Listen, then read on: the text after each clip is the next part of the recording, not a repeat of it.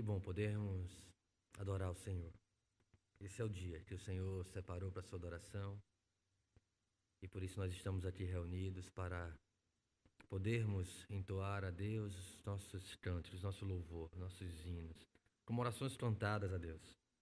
No Salmo 92 que nós lemos, no princípio da liturgia, ele encerra o Salmo dizendo que o justo florescerá como a palmeira, crescerá como o cedro do Líbano. Mas como?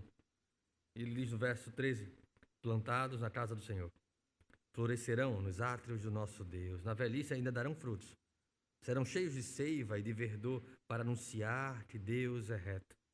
Ele é a minha rocha e nele não há injustiça. É isso que nós viemos fazer aqui, anunciar que o Senhor é reto, é justo, é santo. Os atributos de Deus.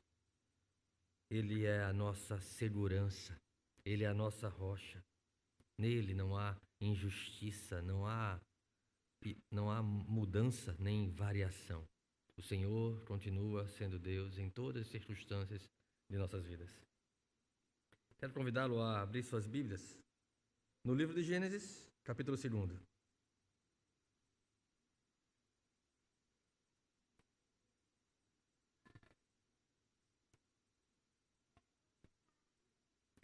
Vou fazer a leitura, é uma narrativa, e depois da leitura da narrativa eu vou convidar as crianças à frente, mas peço que os pais possam dirigir as suas crianças no entendimento da palavra que será lido aqui, que nós possamos em tudo, em toda a palavra ensinada na igreja, aquilo que temos aprendido, cumprir a orientação. Está lá em Deuteronômio, capítulo 6, de inculcar, de colocar nas mentes das nossas crianças os mandamentos do Senhor, a palavra do Senhor. Que nós sejamos um instrumento de Deus, nas mãos de Deus para isso. Que eles possam aprender de nós a palavra do Senhor. Que a igreja possa nos suportar nisso, nos dar ferramentas necessárias para que nós possamos, com o domínio da palavra, com acesso à palavra, ensinar nossos filhos nos caminhos em que eles devem andar. Diz a palavra do Senhor em Gênesis 2, a partir do verso 1. Assim, pois, foram acabados os céus e a terra e todo o seu exército, e, havendo Deus terminado no dia 7º a sua obra que fizera, descansou nesse dia de toda a sua obra que tinha feito. E abençoou Deus o dia 7º e o santificou, porque nele descansou de toda a obra que como Criador fizera.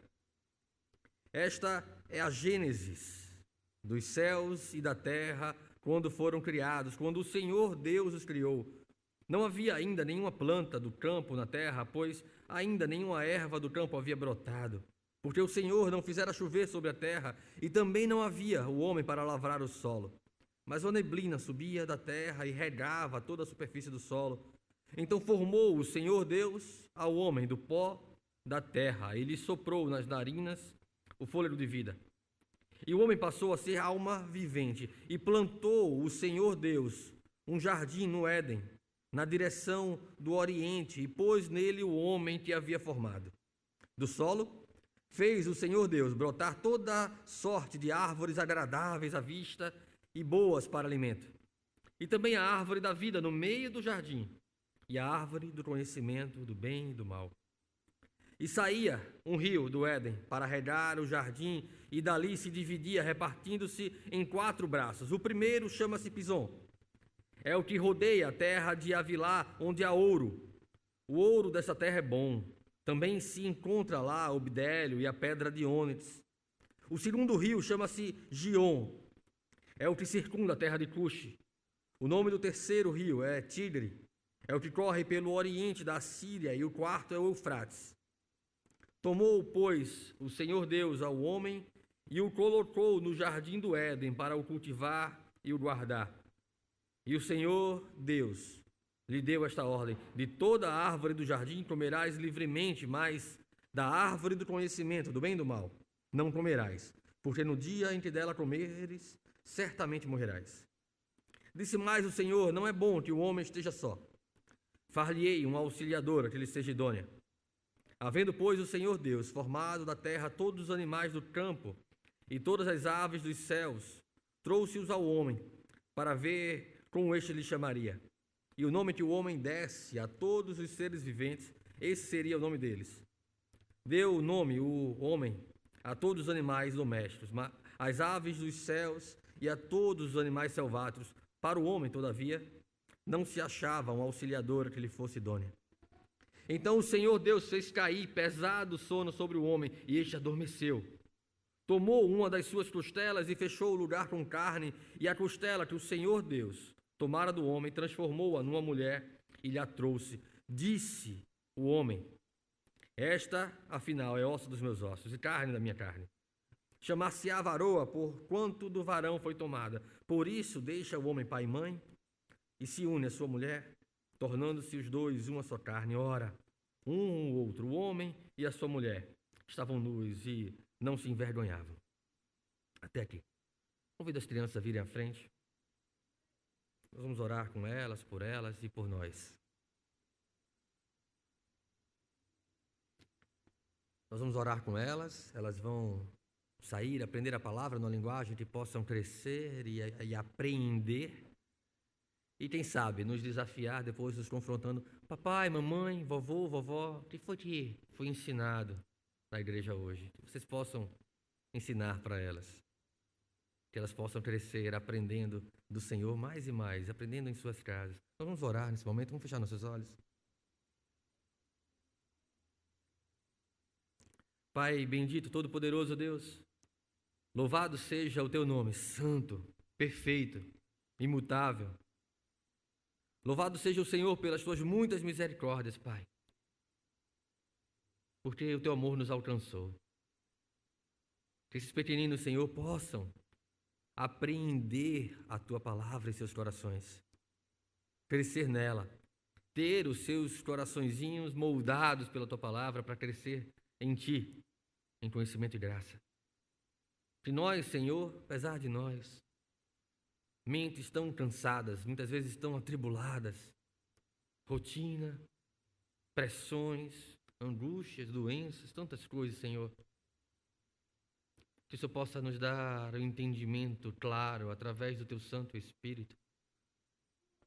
Que não seja apenas conhecimento humano, de nada nos aproveitaria, que seja o teu Santo Espírito aplicando o teu querer e moldando, forjando o nosso coração a tua vontade revelada, Deus. Tem misericórdia de mim, Pai, que eu não venha comprometer a pureza da tua palavra. E que as palavras dos meus lábios e o meditar do meu coração, do coração da tua igreja, sejam agradáveis na tua presença. Em nome de Jesus. Amém.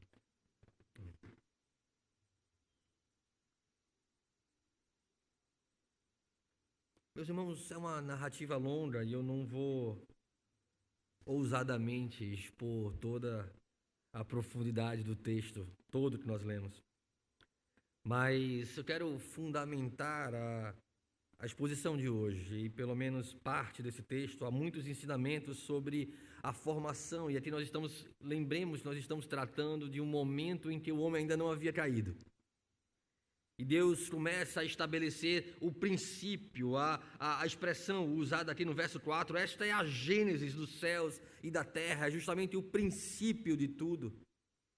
Era da tradição do povo judeu dar o nome dos seus textos, dos livros bíblicos, a partir da primeira expressão dele. Nós temos isso no livro de Números, se trata do deserto, e o nome do livro em hebraico é o deserto. Aqui é o princípio, ou a gênesis da criação.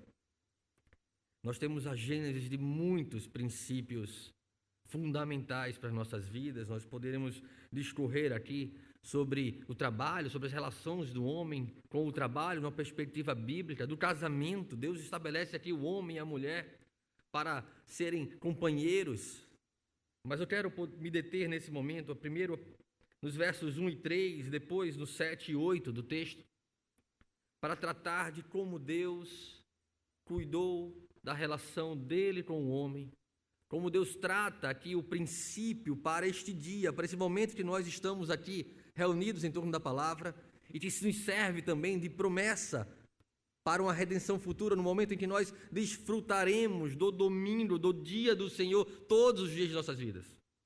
Então, nos versos 1 ao verso 3, diz assim: assim, pois, foram acabados os céus e a terra, e todo o seu exército, e havendo Deus terminado no dia 7º a sua obra que fizera, descansou nesse dia de toda a sua obra que tinha feito.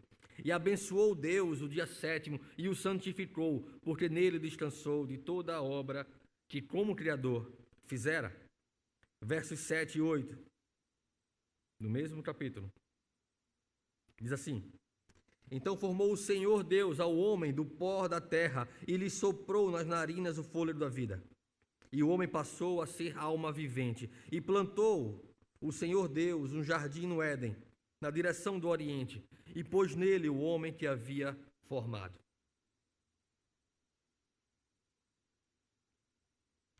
Estes dois pequenos trechos da narrativa vai nos servir de base para a mensagem essa noite. E eu peço que os irmãos possam prestar atenção, possa de fato estar aqui conosco. Esse é o princípio de um momento em que Deus estabelece o fundamento da sua relação, do descanso do homem na presença do Senhor. Deus havia acabado, Deus descansou, Deus santificou um dia para então ser especial dentre todos os outros. Quando o Criador anunciou a aprovação diante de toda a sua obra, diante de tudo que havia feito, de tudo que havia formado, ele declarou a sua conclusão, estava concluído, e então ele cessou o seu processo criativo. Ele interrompeu, porque tudo agora estava criado, e eu estou usando a palavra cessou, interrompeu, porque são traduções possíveis para a expressão traduzida aqui como descansou. Deus descansou da sua obra. Durante esse período, até Deus descansar das suas obras criadoras, Deus havia designado toda a sua criação e como ela deveria então funcionar, criado cada detalhe de uma maneira bela, criativa, dinâmica, heterogênea. Deus então designa uma estação de descanso, de refrigério, de completa cessação dos nossos trabalhos ordinários e lutas diárias, para que nós compreendamos isso para o nosso bem, para que nós compreendamos a importância de termos em mente a perspectiva desta relação íntima e pessoal com o Senhor. Aqui nós temos o princípio para o quarto mandamento, aquele que viria a ser o quarto mandamento, o princípio estabelecido na criação, o princípio estabelecido na gênese de todas as coisas do céu e da terra, como o texto nos apresenta. Então, nos versos 7 e 8, ele diz que Deus havia formado o homem do pó da terra, havia soprado nas narinas do homem o fôlego da vida, o homem havia sido feito alma vivente, uma criatura diferente de todas as outras, uma criatura capaz de comunicar os atributos de Deus. O homem que foi criado reto, o homem que foi criado justo, o homem que foi criado com pleno conhecimento do Senhor, capaz de se relacionar intimamente com o Senhor. Nós temos na narrativa Deus se apresentando, Deus se relacionando com o homem, vindo sempre na viração do dia, estabelecendo uma íntima e pessoal relação com a sua criatura especial que havia posto ali no jardim que Deus havia criado, um jardim no Éden ou do Éden. Deus estabelece um lugar especial para o seu relacionamento com o homem. O autor de Gênesis, ele apresenta Deus plantando um jardim para as suas criaturas. A narrativa, ela é rica em detalhes. Ele mostra os rios que correm no jardim, ele dá nome a esses rios, ele diz para que terra esses rios levam, o que tem nessa terra. Deus havia criado tudo numa perspectiva de expansão da sua relação com o homem, do jardim para toda a sua criação. A palavra que a Septuaginta depois vai traduzir isso para o grego, a palavra do jardim aqui então traduzida é o que dá base para a nossa palavra paraíso. Entendendo ser o paraíso de Deus, na sua perfeição, vendo que toda a sua criação era boa, fez Deus isso e era bom, fez Deus isso e era bom, Deus consumou a sua boa criação, estabeleceu ali um paraíso para pôr o homem, para que ele pudesse vir a se desenvolver. O trabalho do homem nesse jardim era o exercer domínio e serviço. Ele deveria dominar, governar como um gerente daquela criação, porém servindo a Deus, submisso à lei que Deus havia ali estabelecido com ele. Uma ordenança prática de que ele não poderia desobedecer a Deus. Havia sido posto no jardim algo que deveria lembrar o homem a sua submissão e a sua obediência e a sua limitação. O homem podia comer livremente, e a expressão usada é comer e comer e comer livremente de tudo que Deus havia formado, menos da árvore do conhecimento do bem e do mal. O homem foi criado à semelhança de Deus, à imagem e semelhança de Deus, porém o homem não era Deus, o homem não era imutável, o homem poderia escolher pecar contra Deus e o faz. O Éden, ou a terra do Éden, havia rios saindo dali, mostrando a beleza da criação de Deus. E nesse lugar especial, o homem deveria desfrutar da comunhão com o seu Criador e exercer uma obediência perfeita para com o seu Criador. Árvores magníficas, variadas, frutas talvez apetitosas em vários momentos, mas aquele deveria ser o berço da civilização. Neste lugar de especial beleza, com vasta irrigação, que poderia servir também como transporte, como lugar de transporte para o homem, para abraçar outras regiões depois daquela terra. Tudo que deveria orientar o homem no pleno desenvolvimento espiritual de sua relação com Deus estava ali estabelecido. E um princípio fundamental, o princípio de adoração ao Senhor, de relacionamento com o Senhor. A expressão colocou Deus e plantou o Senhor Deus no jardim, no Éden, na direção do Oriente, e pôs nele o homem, colocou Deus o homem que havia formado. A raiz dessa palavra é como se Deus colocasse o homem para ali, o homem descansar, ali o homem se deleitar. A raiz é a mesma para descanso, por isso Deus coloca o homem num descanso, na relação pessoal e íntima com ele, naquele jardim. E Deus, então, começa a se relacionar com o homem até a sua queda. Plantou o Senhor Deus um jardim no Éden, na direção do Oriente, e pôs e descansou nele o homem que havia formado. Com a queda, não só o homem foi separado do jardim, mas ele foi também separado do descanso de Deus, da relação com Deus. E é interessante que, se nós atentarmos para os capítulos seguintes de Gênesis, após a queda, Gênesis 4, Gênesis 5, nós vamos ver as duas sementes ali estabelecidas, e como relatado em Gênesis 3, a semente da serpente e a semente da mulher se comportando diferente em relação ao jardim. A gente vai aprender que Deus estabeleceu que o homem não poderia mais entrar no jardim e pôs uma espada flamejante circulando o jardim para que o homem, desejoso de voltar para aquele lugar, não pudesse fazê-lo.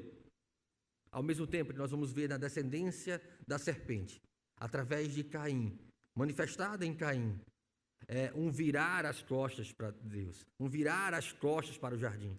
Quando a Bíblia estabelece que Caim se dirigiu ao Oriente, ou seja, de costas para o jardim, para longe do jardim.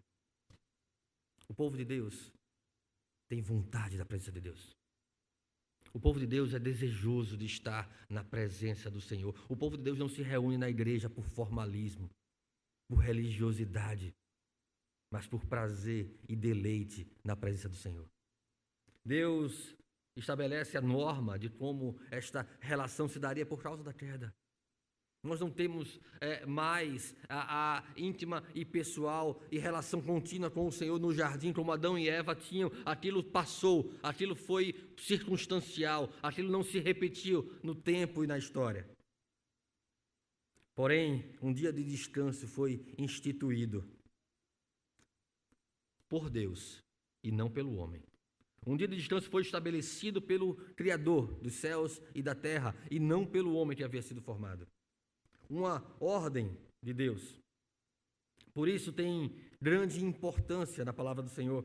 O povo foi constantemente confrontado sobre como guardava o dia do Senhor, como zelava pelo dia do Senhor. O povo foi muitas vezes abençoado por guardar o dia do Senhor, por se voltar ao Senhor, por adorar ao Senhor, e também muitas vezes castigado, afligido por não fazê-lo. Muitas das punições, muitas das disciplinas impostas por Deus ao seu povo, foi pela não observância do dia do Senhor, do caráter, do fundamento, do princípio do dia do Senhor. Não podemos meramente ignorar um mandamento estabelecido pelo Senhor, uma ordem de Deus. Seria arrogância ou estupidez da nossa parte achar que está tudo bem em não nos importarmos pela maneira ou pelo modo como guardamos o dia do Senhor. Ele está imprimido na lei moral do Senhor. Ele importa tanto que Deus baseia no dia do Senhor a sua própria natureza e, portanto, estabelece a partir da sua lei moral de um mandamento, do quarto mandamento, uma ordenança eterna para o seu povo. Quando Deus dá a Moisés a lei, e ele se refere ao quarto mandamento como lembra-te do dia do Senhor, ele mostra àquele povo, àquela nação, aquele povo que havia sido formado ali, levantado para guardar a aliança, para guardar a relação pactual com Deus, a revelação de Cristo. Ele mostra que aquilo não foi um princípio a partir do mandamento, era um princípio anterior ao mandamento. Deus estabelece os 10 mandamentos em em Êxodo capítulo 20, mas já no capítulo 16, quando Deus sustenta o povo com o maná, ele diz, olha, mas tem um dia, no 7º dia não vai cair maná, então guarda do 6º dia para o 7º. Mostrando que o estabelecimento do dia do Senhor era muito anterior à própria ordenança da lei. Êxodo capítulo 20, versos 8 a 11, posso abrir a Bíblia comigo?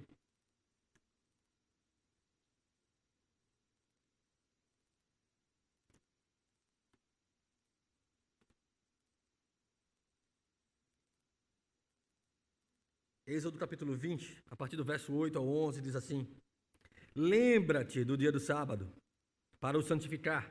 6 dias trabalharás e farás toda a tua obra, mas o 7º dia é o sábado do Senhor teu Deus. Não farás nenhum trabalho, nem tu, nem o teu filho, nem a tua filha, nem o teu servo, nem a tua serva, nem o teu animal, nem o forasteiro das tuas portas para dentro, porque em 6 dias fez o Senhor os céus e a terra, e o mar, e tudo que neles há, e no 7º dia descansou. Por isso o Senhor abençoou o dia de sábado e o santificou. Vejam que aqui, como princípio do 4º mandamento, Moisés está relembrando aquilo que está lá em Gênesis 2, antes da queda. O princípio do guardar o dia do Senhor, da ordenança, de termos um dia separado das nossas atividades ordinárias, para dedicá-lo ao Senhor, a adoração ao Senhor, não é uma consequência da queda, mas é uma ordenança estabelecida lá em Gênesis 2, antes mesmo que o homem tivesse caído. O autor de Hebreus, ele traz uma rica interpretação para isso. Moisés interpreta assim, ele aplica isso como fundamento da lei aqui em Êxodo, e depois o autor de Hebreus vai fazer isso também no capítulo 4 de Hebreus. Ele vai trazer luz às profundezas desse entendimento. No capítulo 4, a partir do verso 1.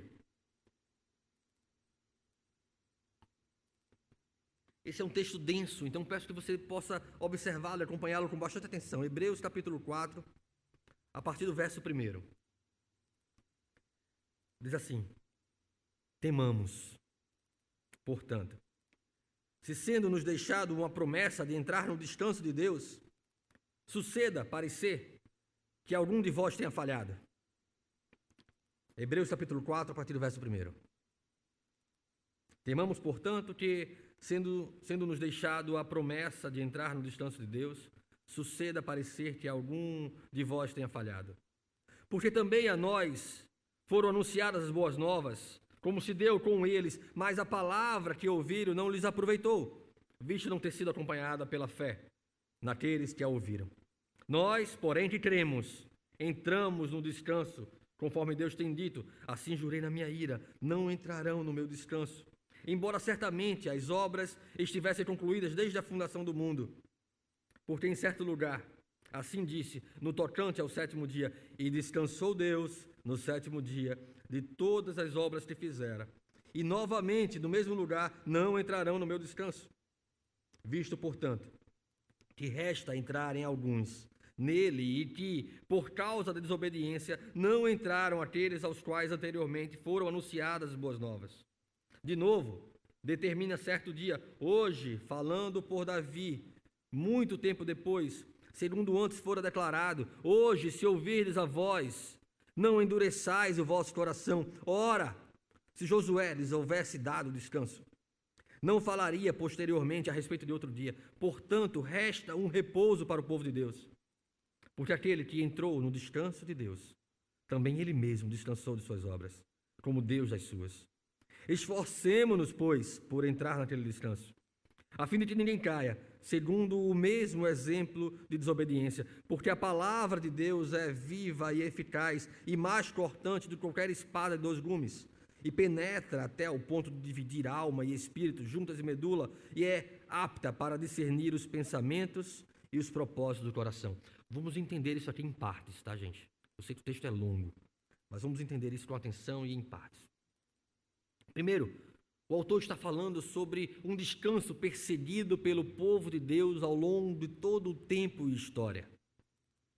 O povo não encontrou descanso, embora isso havia sido prometido constantemente pelo Senhor. Ele está falando de Josué que conduziria o povo, que antes havia sido escravo no Egito, conduziria a terra prometida, onde havia ali na terra prometida a ilustração, a figura de um descanso prometido. E aí o autor de Hebreus faz, mas espera aí, se Deus está falando de um descanso que ainda vai vir para Davi, que foi um rei já na terra prometida, é porque o povo não encontrou descanso na terra prometida. E nós sabemos que não encontrou. E não encontrou até hoje. Nós temos perseguido a consumação daquilo que Cristo conquistou por nós.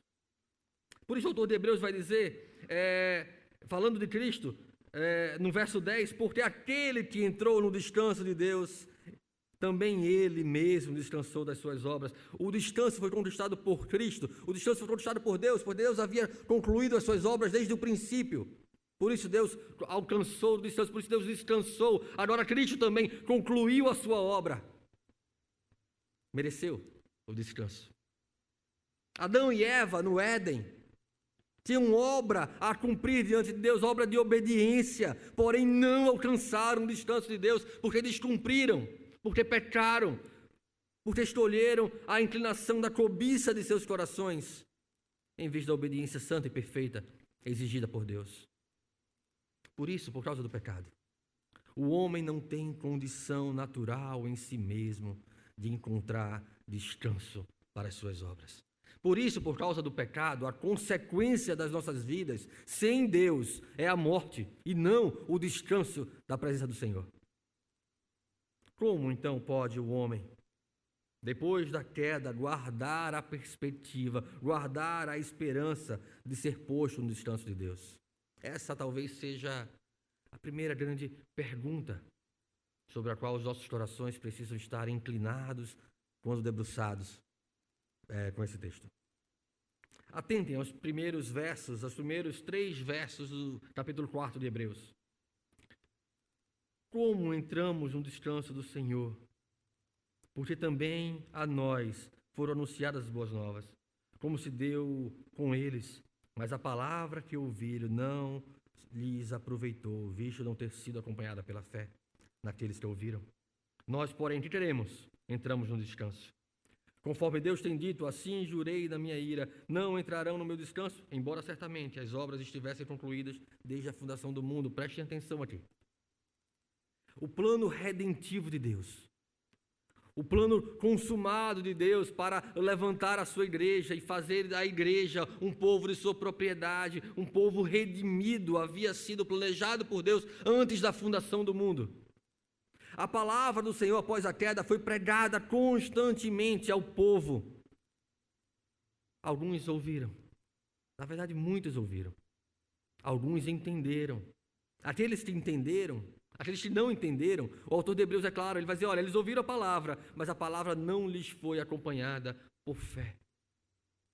É o que acontece muitas vezes quando nós pregamos e os corações continuam endurecidos. Porque o poder não está no pregador, mas naquele que muda o coração. Aí o autor de Hebreus vai dizer, olha, mas nós que cremos, alcançamos o descanso. Alcançamos, sim, e ainda não. Alcançamos sim, e podemos desfrutar do descanso do Senhor, porém não ainda plenamente, como desfrutaremos na glória eterna dos céus. Entramos no descanso porque a palavra do Senhor em nós foi acompanhada pela fé, pela palavra, esse conjunto redentivo de Deus, esse meio para o qual nós sejamos despertados da nossa condição, compreendamos a nossa situação, o nosso pecado, a justiça e juízo de Deus, olhemos para Cristo como salvação das nossas vidas, depende da fé que o Senhor coloca em nossos corações.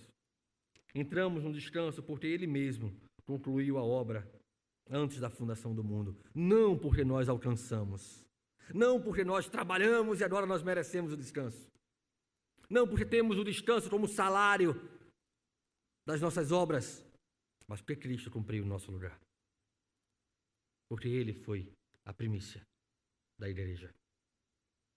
Este descanso que Ele exige que nós observemos é uma prévia da redenção que Ele mesmo garantiu ao seu povo, quando estabeleceu todos os princípios no Gênesis da criação.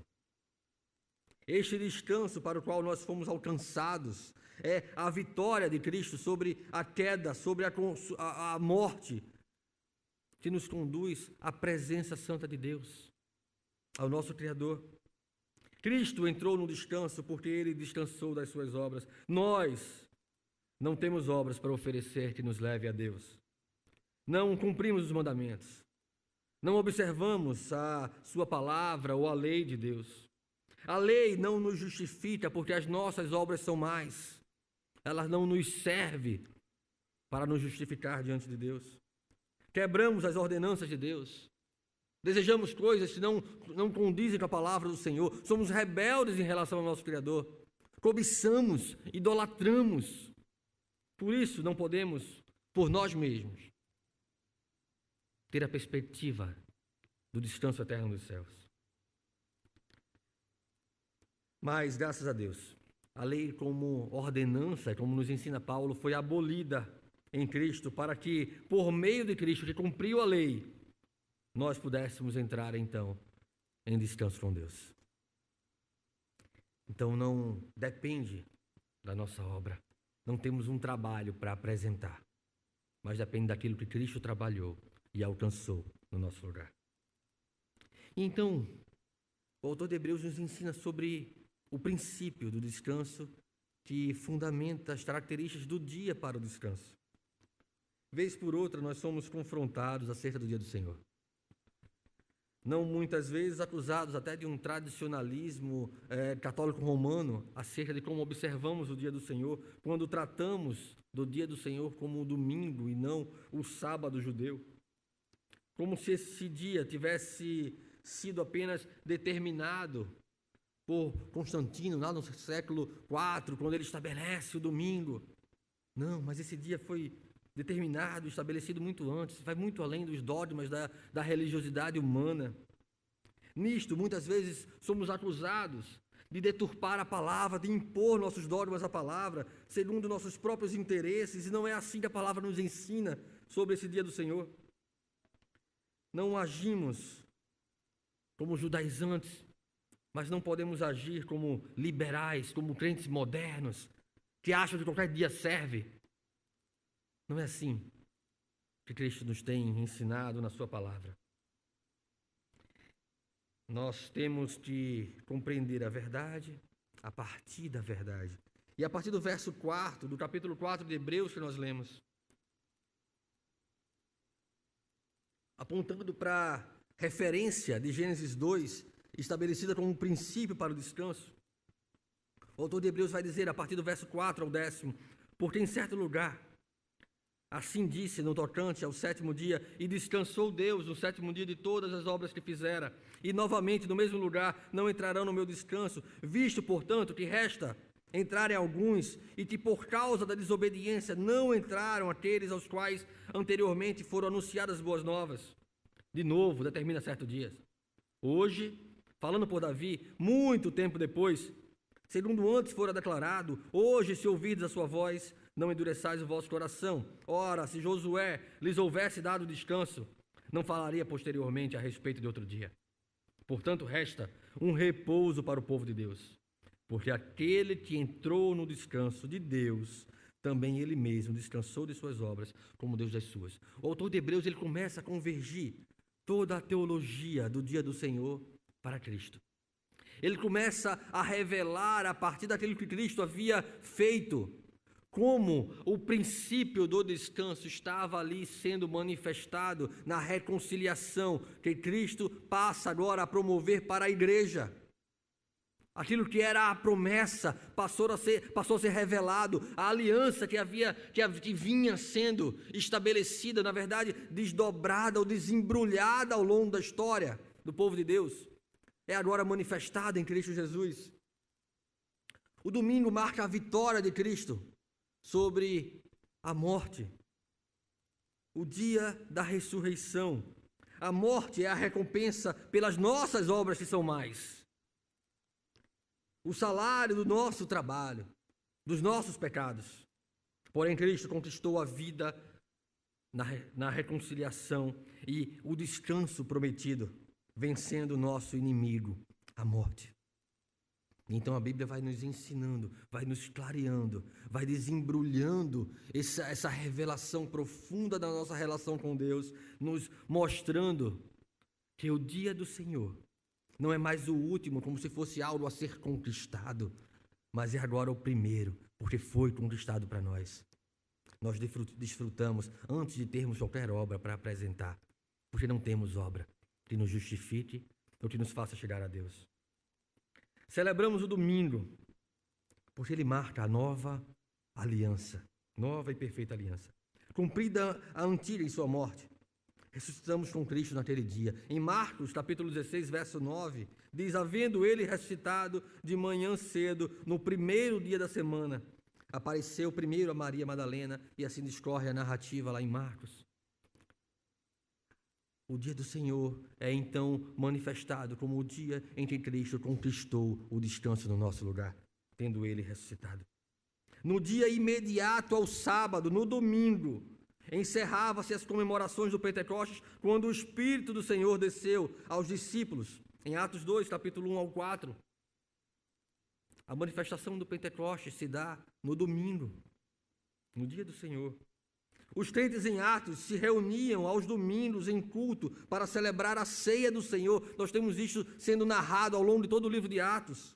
Atos capítulo 20, por exemplo, no verso 7, diz lá: no primeiro dia da semana, estando nós reunidos com o fim do partir do pão, Paulo, que deveria seguir viagem no dia imediato, exortava-os e prolongou o seu discurso até a meia-noite. Aquela cena em que Paulo prega, o irmão está lá na sacada, cai, então Paulo depois ressuscita ele.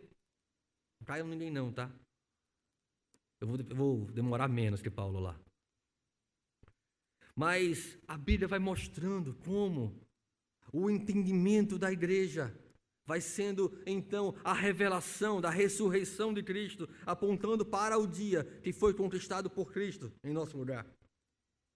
Os escritos da igreja primitiva, pelo menos do primeiro ao quarto século, eles confirmam que a igreja cristã, muitas vezes, até se manifestar ou se amadurecer esse entendimento, celebravam 2 dias do Senhor, sábado e domingo. Era uma igreja formada por judeus e gentios ao longo de toda a história, até que o sábado foi deixando de ser praticado e, de fato, o domingo foi sendo clareado como o dia do Senhor. E a prática foi gradativamente mudando, na medida em que se entendia ser o domingo apropriado em função daquilo que revelava as Escrituras acerca do princípio do descanso.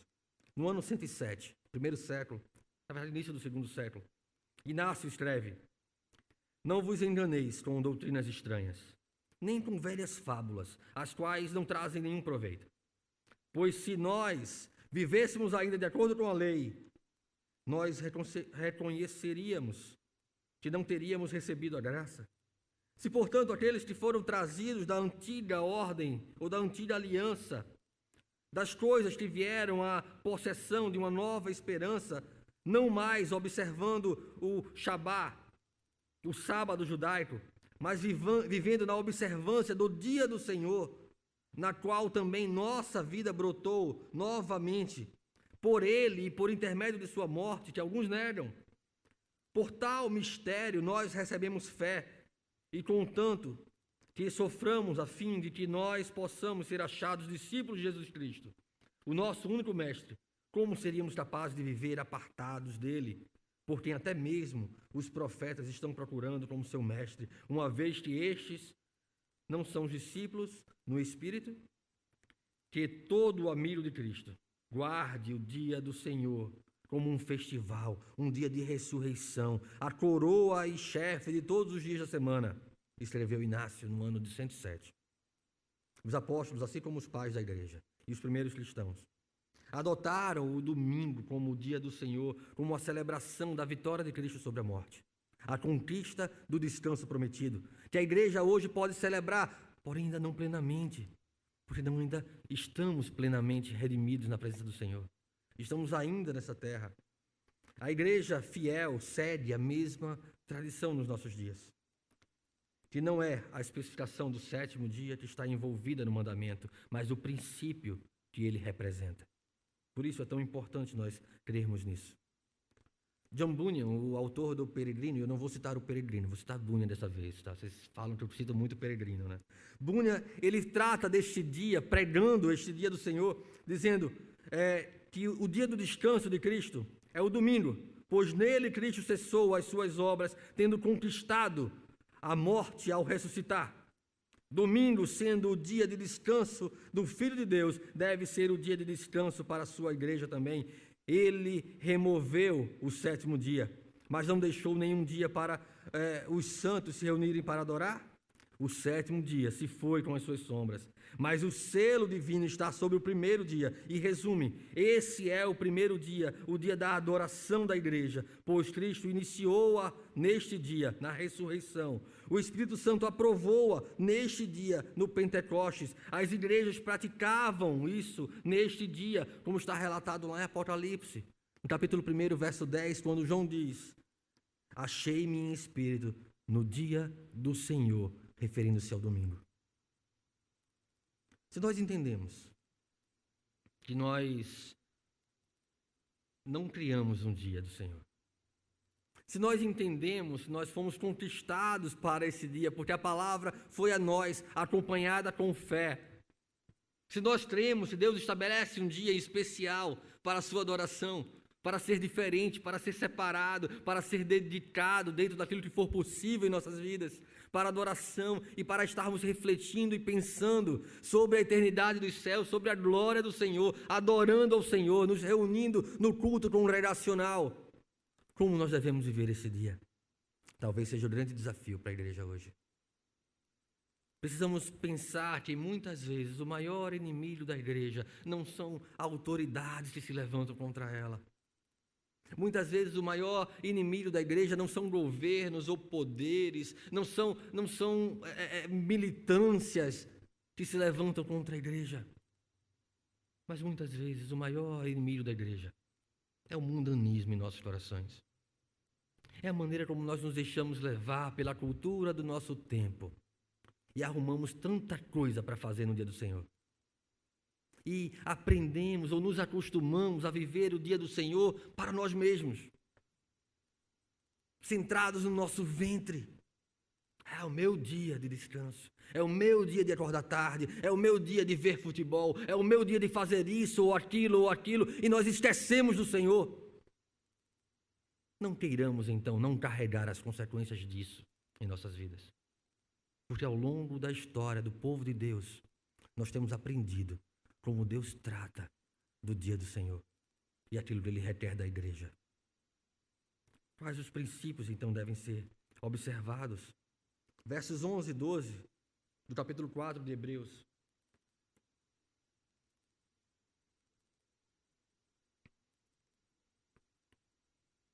Nos exorta: esforcemo-nos, pois, por entrar naquele descanso, a fim de que ninguém caia segundo o mesmo exemplo de desobediência. Porque a palavra de Deus é viva e eficaz e mais cortante do que qualquer espada de 2 gumes e penetra até o ponto de dividir coisas indivisíveis, alma e espírito, juntas e medulas, e é apta para discernir os pensamentos e os propósitos do coração. Esforcemo-nos para o dia do Senhor. Muitas vezes nós vamos precisar nos esforçar, porque o nosso coração está inclinado para nós mesmos, para os nossos afazeres, como a pandemia revelou o engano do nosso coração. Como nós nos acostumamos a fazer tantas outras coisas no dia do Senhor e começa a ficar penoso acordar cedo para vir para a igreja, a cultuar. Nos acostumamos a colocar outras atividades no dia do Senhor, a investir o tempo em outras coisas.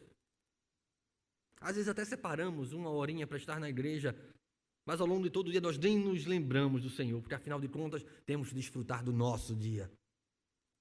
Não, o dia do Senhor é para o homem, como Cristo sugere, porém não para o homem centrar-se em si mesmo. Não é o fim do dia. Então, primeiro, nós precisamos compreender que a nossa conduta no dia do Senhor, no dia estabelecido lá na origem, antes mesmo da queda, não tem a ver com a queda, tem a ver com o princípio. É que nós possamos descansar e adorar. A santificação do dia do Senhor, ela relaciona descanso e adoração. A palavra hebraica usada para o termo sábado, ele quer dizer descanso, ele quer dizer cessar de atividades ordinárias ou daquilo que se estava fazendo. Por isso nós podemos também ler o mandamento como lembra-te do dia do descanso para o santificar, pois este é o dia em que todas as nossas atividades diárias são especialmente enfatizadas para a adoração do Senhor. São especialmente dedicadas para a adoração do Senhor. Assim como Deus decidiu que essa lei moral seria tão importante, que seria colocada nos resumos da ordenança, seria estabelecida como um princípio eterno, e nós devemos então dar a mesma importância, a mesma relevância, e dedicarmos este dia para o culto e para a adoração ao Senhor. Que esse princípio seja vivo em nossos corações. Em segundo lugar, que este seja um dia especial nas nossas vidas. Um dia de deleite, um dia de prazer nas nossas vidas. Devemos santificar o dia do Senhor e separá-lo para o fim específico da adoração.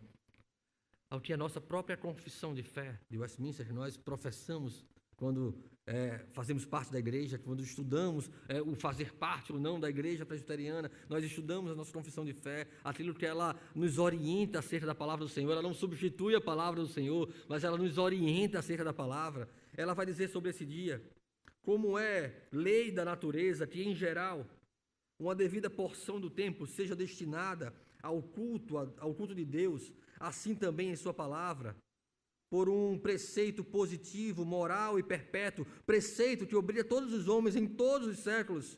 Deus designou particularmente um dia em 7 para ser um descanso, santificado por Ele.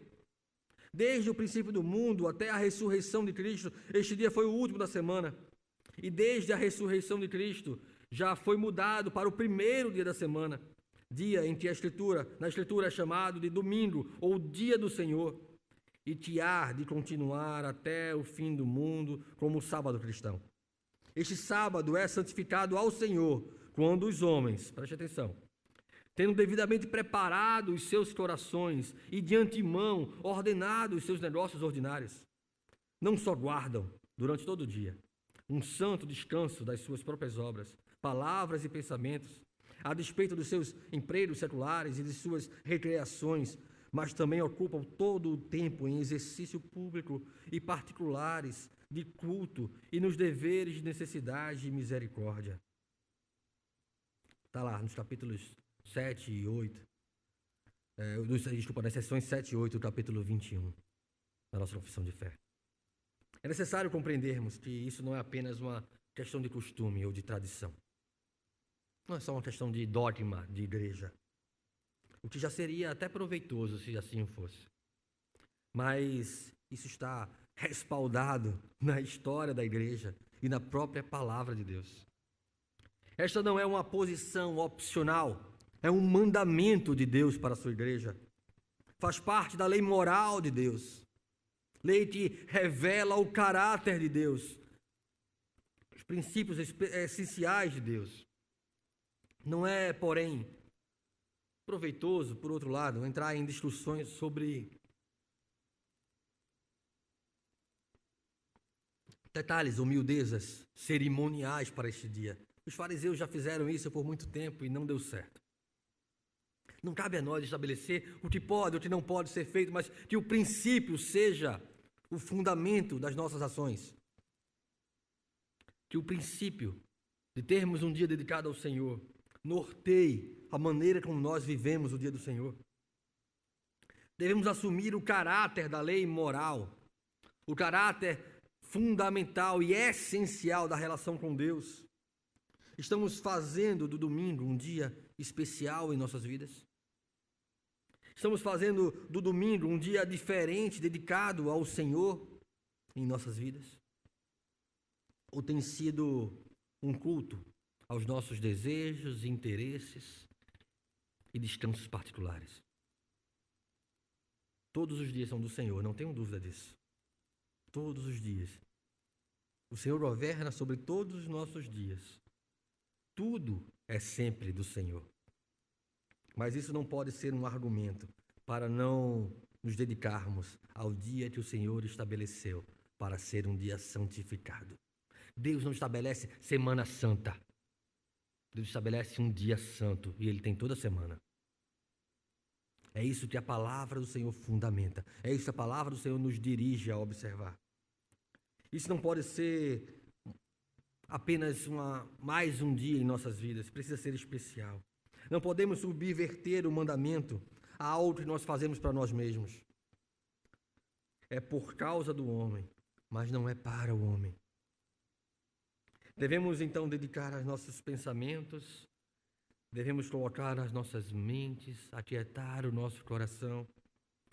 Devemos pensar nas coisas de Deus, falar das coisas de Deus, levar assuntos de Deus para as nossas mesas, dos nossos lares, conversar sobre essas coisas com os nossos filhos, entender como eles estão dedicando as suas vidas ou conhecendo a Deus nos seus outros dias da semana, ou vivendo os seus outros dias da semana, e compartilhar a palavra. Nos reunir em torno do sacrifício, e o sacrifício é a palavra revelada de Deus. Não há mais derramamento de sangue, mas a palavra que trata do derramamento de sangue de uma vez por todas, sobre a qual nós estaremos celebrando comunhão, porque para esta comunhão nós fomos restaurados, resgatados, para termos novamente a perspectiva de um descanso, que só pode haver se a palavra for acompanhada aos nossos corações pela fé. Que Deus tenha misericórdia de nós. Quero convidá-los a fechar os seus olhos.